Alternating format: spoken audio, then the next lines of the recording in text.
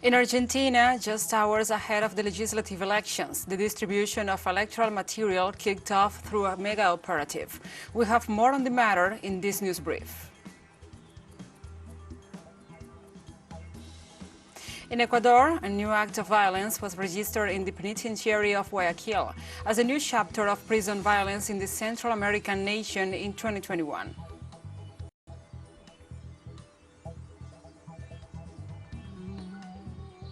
Sudanese protesters took part in an anti-coup rally on Saturday, 2 days after the military formed a ruling council that excludes the country's main civilian bloc.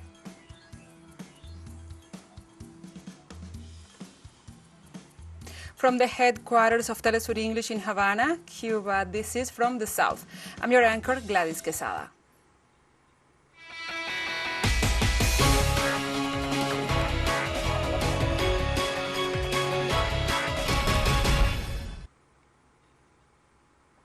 Now we begin with the news. With a mega operative, this Saturday began the distribution of ballot boxes throughout Argentina, in view of next Sunday's legislative elections, in which 1/3 of the Senate and half of the Chamber of Deputies will be renewed. The distribution throughout the country of over 1,000 ballot boxes and the necessary material, including the sanitary kits required by the protocol for Sunday's legislative elections, began on Saturday as part of an operation conducted by the Argentine Post Office.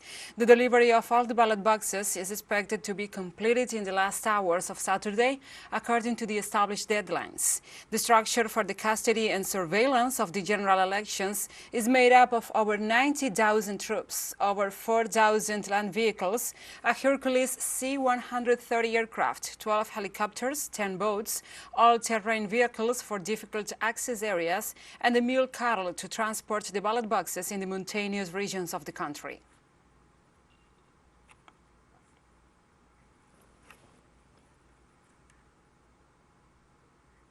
And let's see now a video reviewing what Argentinians will vote for this Sunday. On November 14 to elect 127 of the 257 members of the Chamber of Deputies and 24 of the 72 seats in the Senate. The candidates that exceeded the threshold of 1.5% of valid votes cast in the September 12 primary elections will compete for these seats in Congress. The candidates elected on November 14 will take their seats in the Chamber of Deputies and the Senate in December. Consequently, the partial renewal of both houses as established by the Constitution will be complied with. The election to the lower house will be held in all of the country's provinces. Currently, the Together for Change coalition has 60 seats at stake. The Front for All coalition has 51. 8 provinces are renewing their seats in the Senate: Corrientes, Tucumán, Catamarca, Córdoba, Mendoza, Chubut, La Pampa, and Santa Fe. In the upper house, the Front for All has 15 seats, while Together for Change has 9.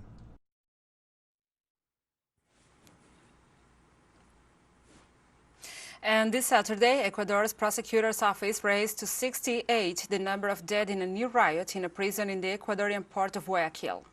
This Saturday, in a press conference, the governor of Guayas, Pablo Arosemena, stated that the clashes took place in the Pavilion 2 of the old penitentiary of the Litoral of Guayaquil, located in the southwest of Ecuador, where there are an average of 700 people imprisoned. On the other hand, the general commander of the police, Tanya Varela, said that the confrontation broke out because the gangs are disputing the leadership of the pavilion after a leader of that prison sector was released. She also informed that actions have already been coordinated with the special units of the National Police, and the security protocols have been activated inside the penitentiary center to provide immediate attention.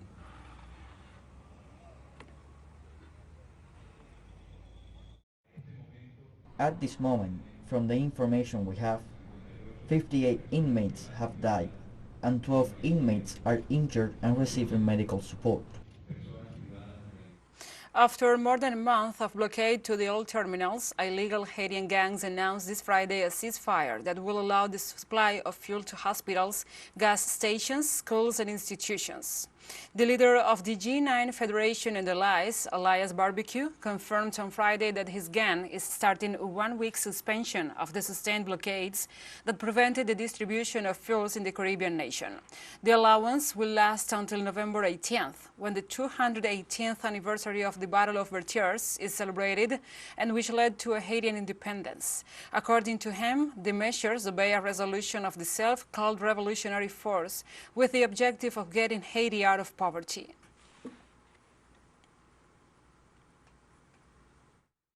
All gas stations should open at the same time, altogether this afternoon before 5 o'clock, and sell gasoline at the same price as it was.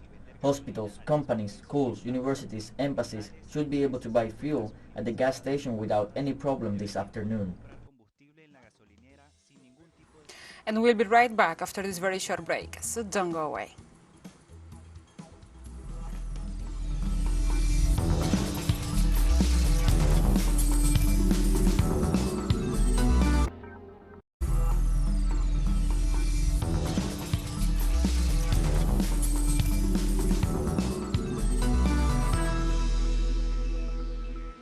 Welcome back.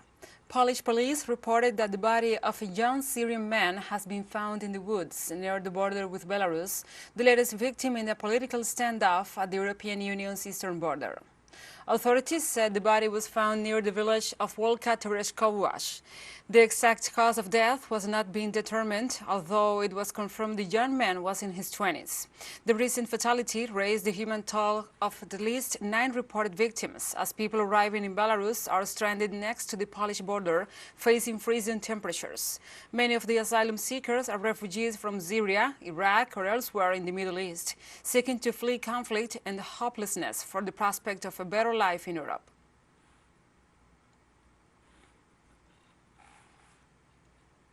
And the Russian President Vladimir Putin denied claims about Moscow helping to orchestrate a crisis that has left hundreds of people from the Middle East trapped on the Belarus-Poland border. We must not forget where this migrant crisis originated. Is Belarus the first one to encounter these problems, or what?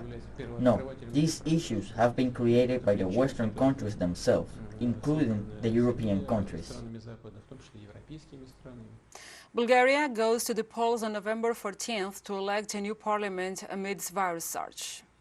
The vote comes after no party secured enough support in the previous 2 elections in April and July to form a stable government.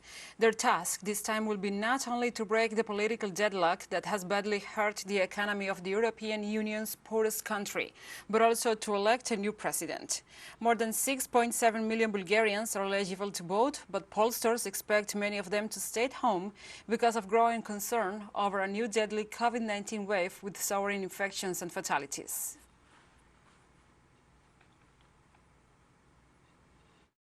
The organization was very good. All materials have already been provided to us. We are trained to handle the machine. We have been informed that we will additionally count the receipts from the machine. Everything is fine. We act according to the rules with the control bodies. I think there will be no problem with the vote. It will be honest and 100 real.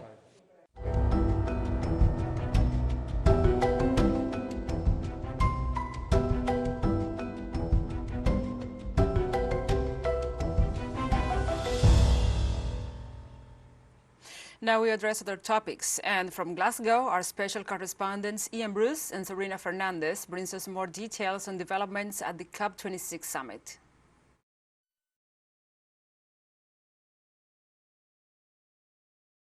'26 Coalition in Glasgow, I'm Ian Bruce. And I'm Sabrina Fernandez, and this is Inside Outside, your daily briefing on the day the COP26 was supposed to have ended, but didn't quite. And the movement for climate justice made clear it will continue regardless. This is the last of these programs that we have been doing over these 2 weeks of COP26. So let's begin by telling you what did happen on Friday, 12th of November, because it turned out to be a rather extraordinary end to the COP. And a significant moment in the struggle for climate justice. It began with a call for a people's plenary inside the Blue Zone by civil society delegates unhappy with the UK presidency's attempt to push through a text that they saw as a significant step backwards.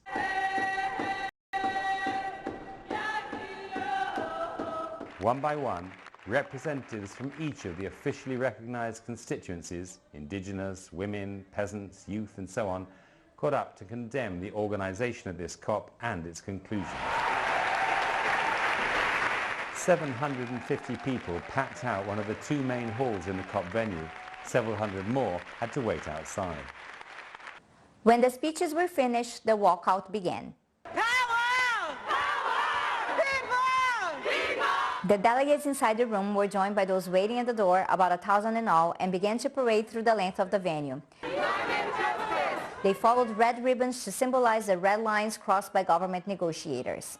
I hear the voice of my great-granddaughter saying climate justice now. Mina Raman of Third World Network summed up some of their objections to the process and its conclusions. There's a lot of rhetoric about mitigation ambition, but what we see here is that that rhetoric is not matched by real action. A lot of the shifting of responsibilities to the developing world, non-acknowledgement of historical emissions, non-recognition of the need for massive scale of finance and technology transfer for the transition that needs to happen in the developing world. So it's very, very mitigation-centric, but no real mitigation ambition.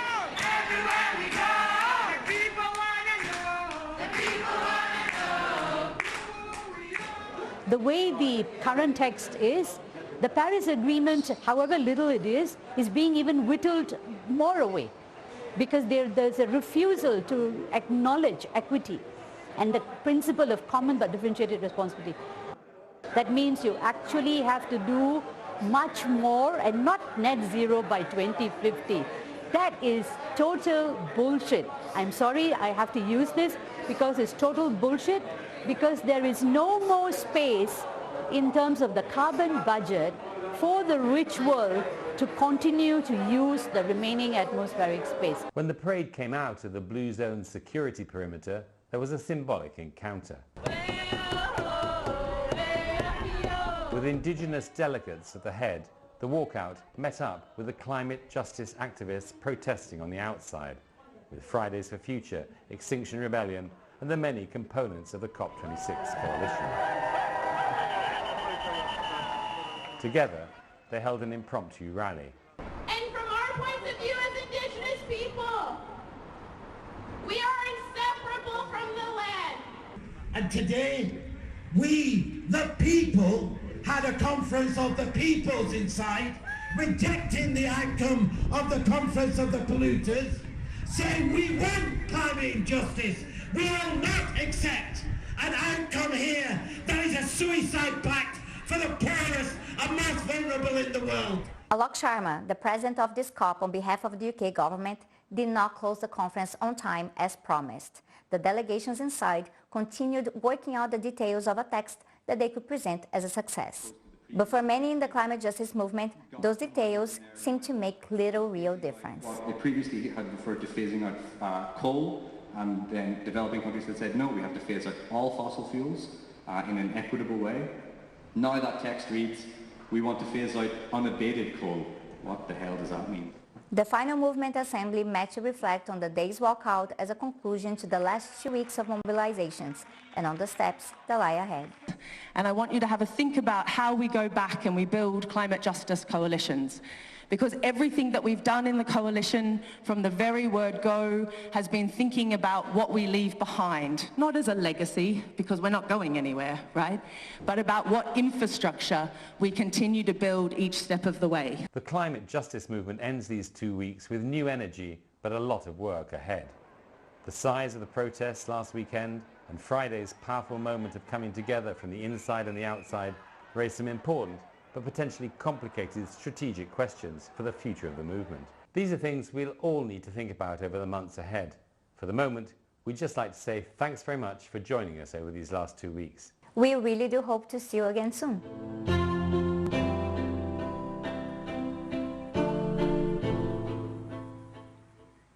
Thank you, Ian and Sabrina, for your report. Now we move on. In Spain, the Cumbre Vieja volcano on La Palma has left its first fatality on the island. It is about a man in his 70s, owner of a home affected by the accumulation of ash in El Paso. He was participating as a volunteer in the cleaning work of roofs when the roof of one of the buildings has collapsed. His person had the authorization pertinent of the Cabildo and the emergency teams to carry out these tasks. And according to local sources, he was in the process of removing ash from his own home when the accident occurred. Despite the danger of acting in an area like this, the authorities have repeatedly stressed the importance of the work carried out by these crews, since the ash that accumulates on the roof puts an extra weight on the structure that can severely damage houses and other buildings.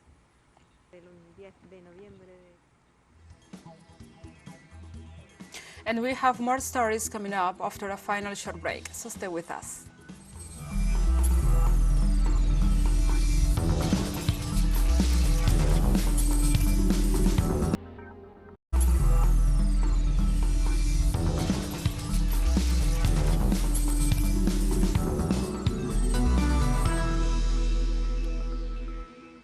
Welcome back.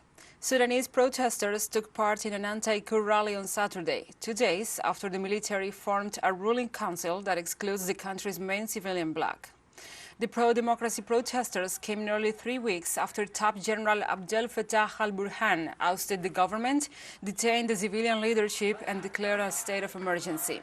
During these anti-coup mobilizations, security forces shot dead at least one protester. Other demonstrators in Khartoum's Twin City were wounded by live rounds. The military's October 25th takeover drew widespread international condemnation, as did a deadly crackdown on street demonstrations by people demanding it restore the country's democratic transition. Any hopes that the military will back down were dashed on Thursday when Burhan named himself as the head of a new ruling sovereign council that excludes the country's main civilian bloc. The military's job is not to be in power or in politics, but to protect the constitution, which top General Abdel Fattah al-Burhan turned against after he took an oath to respect it. Our demand is to bring down the military council and to bring back the civilian government. We are tired of the military rule, and we hope that not a single soldier will rule us. And the residents of Momenda in English-speaking Western Cameroon protest after a girl was killed on her way to school by a police officer who was chasing a motorbike driver. Local residents said that a woman driving children to school was ordered by police to stop at a checkpoint, but she didn't obey, so the policeman opened fire and the schoolgirl was fatally wounded. People responded by lynching the policeman. Then more than 500 people came out and marched with the body of the girl to the governor's office. The authorities appealed for calm and promised to punish those responsible.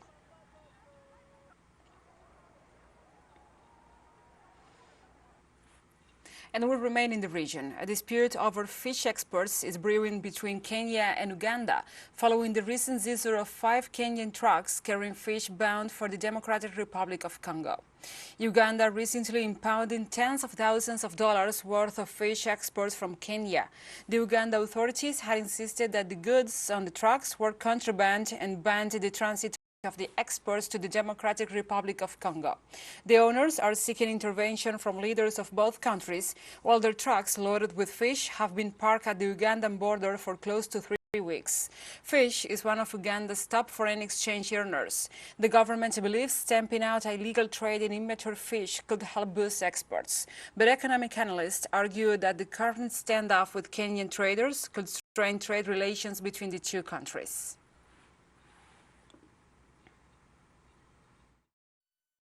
They broke the seals. We were not there. We don't know where they got an order of breaking our seals. The goods were on transit. We don't sell fish in Uganda. Our goods are on transit to DRC Congo. We went to a commissioner, a high commissioner, and we were expecting the feedback to give us so that they release our trucks to DRC Congo. Increased trade of immature fish to DRC Congo, with some of it first taken to Kenya, repacked and passed through Ugandan borders and put fish on transit. We are going to have abrupt inspectors at any time, beginning from today. We are going to make sure that we have people that we deploy at any time to check why the increasing illegal fishing is taking place.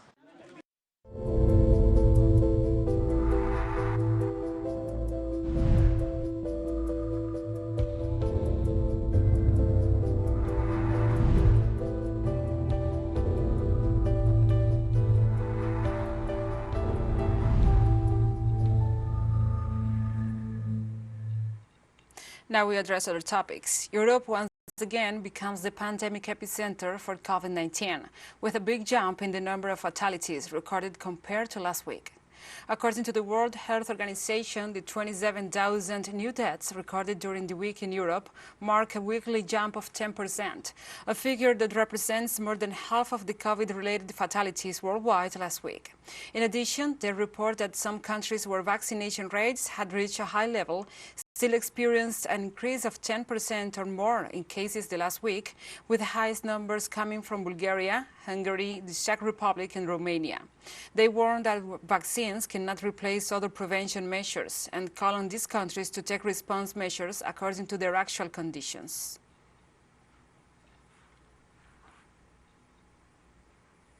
And thousands of demonstrators marched on the New Zealand Parliament to protest against COVID-19 restrictions, prompting a major police deployment at the Wellington building known as the Beehive. About 3,000 people made their way peacefully through the capital city centre, including dozens of motorcyclists performing burnouts and teachers who face losing their jobs if they refuse vaccination. Police confirmed there were no arrests, although they expressed disappointment over so many participants floating coronavirus restrictions. Recent cited figures in the country showed almost 90% of the population had received the first vaccination dose. The government has adopted a tough COVID-19 response, including hard lockdowns and tight border restrictions, which has seen New Zealand record only 31 virus deaths in a population of 5 million.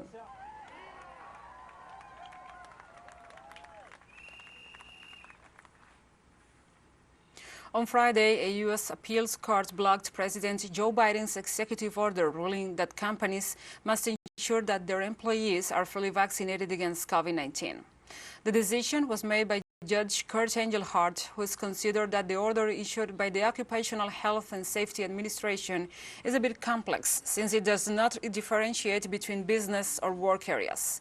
Furthermore, according to the ruling of the Court of Appeals of the Fifth Circuit of the United States, the measure presented by the President must have a new court order to be applied. So the Court of Appeals confirmed this Friday that the executive order will be temporarily halted. The directive also established mandatory weekly testing and the use of masks for those workers who choose not to be vaccinated.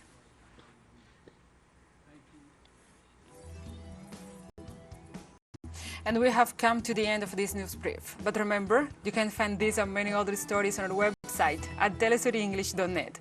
And also, if you feel so inclined, please join us on social media for all the latest news. We are on Facebook, Twitter, Instagram and Telegram.